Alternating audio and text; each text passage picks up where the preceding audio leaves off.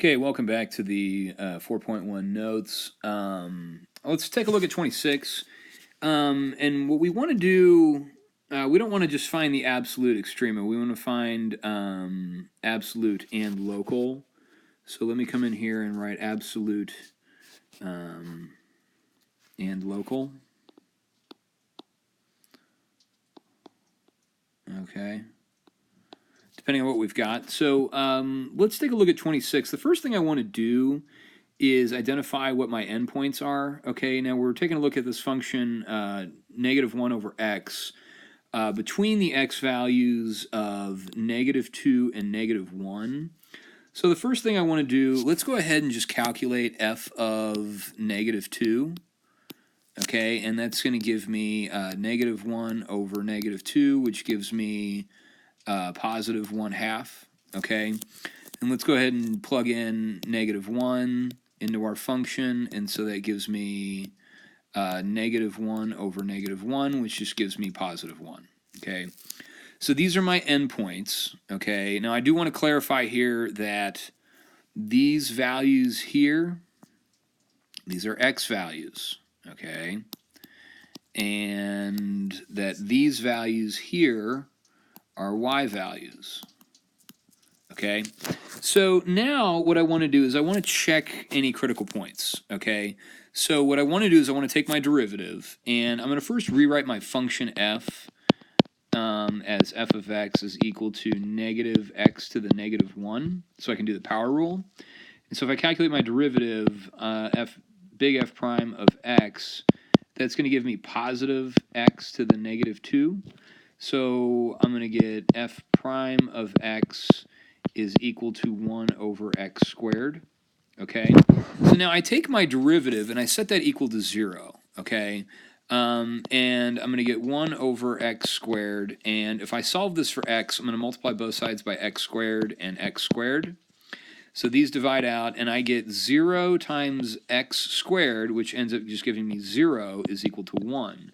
Now, guys, this is a false statement, so there's no solution here.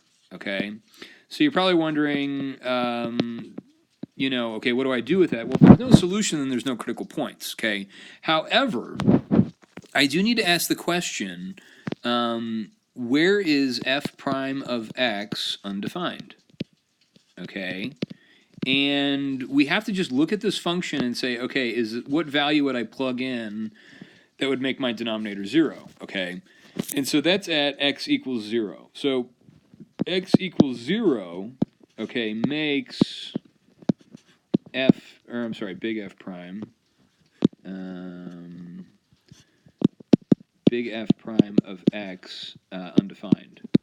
Okay, but x equals 0 is not in our domain. It is not in between negative 2 and negative 1, so not in our domain. So we're not really going to worry about it too much. Okay? So the one thing I do want to do is go ahead and graph this. All right, and so I'm going to plot my points here. Here's my x-axis. Here's my y-axis. And we have values of negative 1 and negative 2 along our x-axis, and then 1 and then 1/2. Okay, so I know that f of negative 2 is equal to 1/2, so I'm going to plot a point here. Okay, and then I'm going to plot the point negative 1, 1 right here. And we have this as our function. Okay, so, and we just want to analyze these numbers. Which one is small, which one is large? Okay, so this value right here, okay, at negative 1, this is our absolute max. Okay, and then this value right here is our absolute minimum. Okay, we have nothing else in between. So how we would want to write this is we'd want to say absolute max at the point negative 1, 1, okay, and then we have an absolute minimum at the value, say, negative 2, 1/2, okay? And so that's all we're trying to do. Now, we do have to test this. We do have to look for our critical points and to see if those do anything, and we take a look at that. So let's take a look at the next example number 40, okay? And this is an exponential function, okay, e to the negative x squared. And let's go ahead and let's find our let's see if we have any critical points. So I'm going to find our derivative. So g prime of x using the chain rule is going to give us negative 2x times e to the negative x squared, okay? And so what I want to do is set that equal to 0. All right, 0 is equal to negative 2x times e to the negative x squared power, okay? Now, solving this for x is kind of tricky, okay? And so the thing about it is that because I have two different functions that I'm multiplying by each other, okay? I have negative 2x and I have e to the negative x squared. Now, because I'm multiplying, I set both of them equal to 0. And so I take negative 2x and set that equal to 0, and I set e to the negative x squared equal to 0, okay? So here I'm going to divide by negative 2, divide by negative 2, and so I get that x is equal to 0, and this is in our domain between negative 2 and 1, okay? So this is a critical point. I'm going to note that as CP, that's our critical point, okay? Now, over here on this graph, or on this part, e to the negative x squared is equal to 0, there is no solution here, okay? Now, the way that you have to think about that is we have to think about an exponential function, okay? Our general exponential function looks like this, okay, no matter what. Now, the question is will this graph ever cross the x-axis, okay? And the answer is no. So this will not cross the x-axis, okay? And that's true for any exponential function. It doesn't matter what the exponent is, whether it's a function, whatever it is. If I plug in 0, I'm always going to get a y value of 1, okay? If the exponent becomes positive, then it's just going to grow and go up like that, and it's going to move away from the x-axis. And if the exponent is negative, then we're going to approach the x-axis, but we're never actually going to touch the x-axis, okay? So this is pretty standard, and we'll continue to work on that, but this is an example of an exponential function. If we set that equal to 0, we get no solution, okay?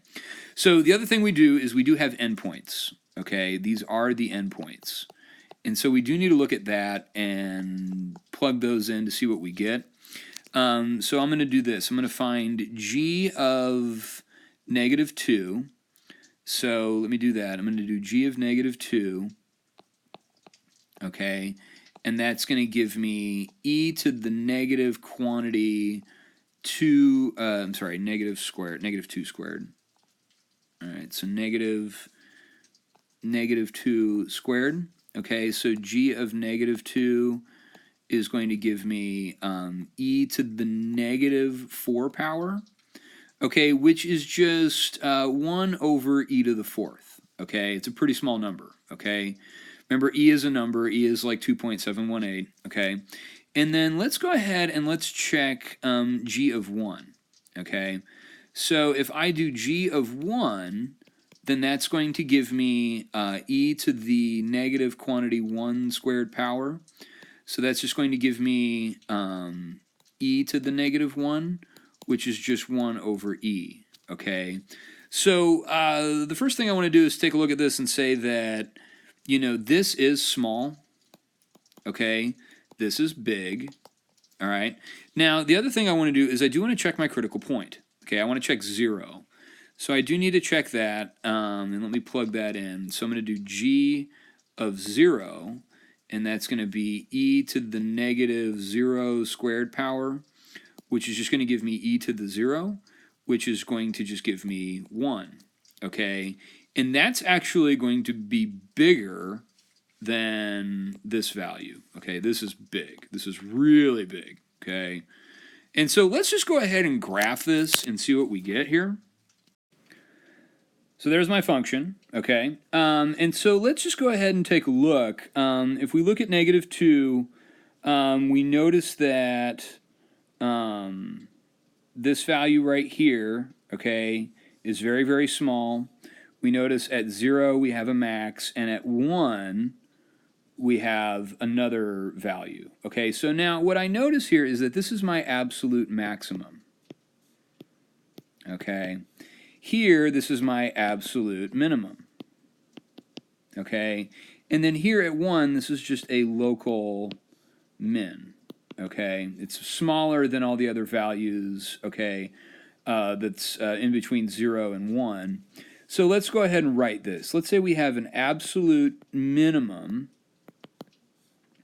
at the point -2 comma 1 over e to the 4th. Okay, and then I have an absolute maximum, okay, at the point 0, 1.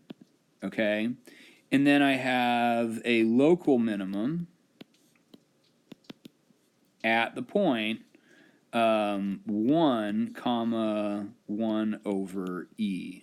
Okay, and so that's it. And this is pretty standard. We will be able to do this without graphing. Okay, but these problems are pretty standard here. Okay, but the idea is that I want you to see that you know, we have to check our endpoints. Okay, we plug those in. We look for critical numbers.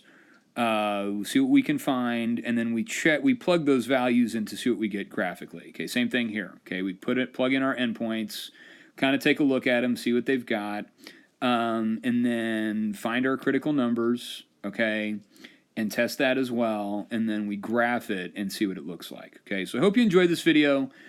This is a lot of fun for me to make.